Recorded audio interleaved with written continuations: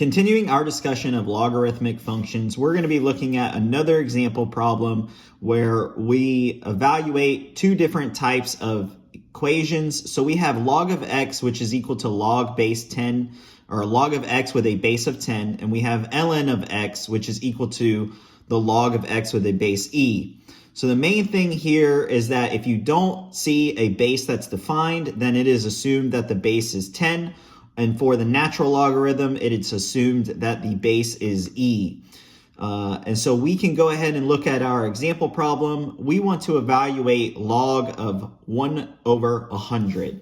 So the first step in solving this example problem is writing it out. So that way the base 10 is more explicit. So we have y is equal to log of 1 over 100 of a base 10.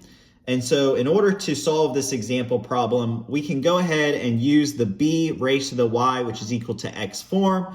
And so we can rewrite this as 10 raised to the y, which will be equal to 1 over 100. And further simplifying this, we can get that this 100 can be thought of as 100 to the negative 1 power. So that way we can get rid of the fraction. The next step is we can simplify this 100 so that way our bases are the same. And so we'll have 10 raised to the second power, all of that multiplied by the negative 1 power, which is going to be equal to 10 raised to the y. And so you can see that now that we have our bases the same, it's very clear what the y will be equal to. So we have y is equal to negative 2. And therefore, we know that the log of 1 over 100 is going to be equal to negative 2. So looking at another example problem for the natural logarithm, we have evaluate ln of 1 over e. So this is very similar to the previous example problem. We're going to solve it in the exact same way. So we're going to have y is equal to the log of 1 over e with a base of e.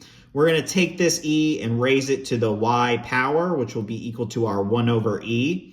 Then we can rearrange this fraction to be e raised to the negative 1 power. And so it's very clear what our y is going to be equal to, which is going to be equal to negative 1. So we have the natural logarithm of 1 over e, which is going to be equal to negative 1 as our solution.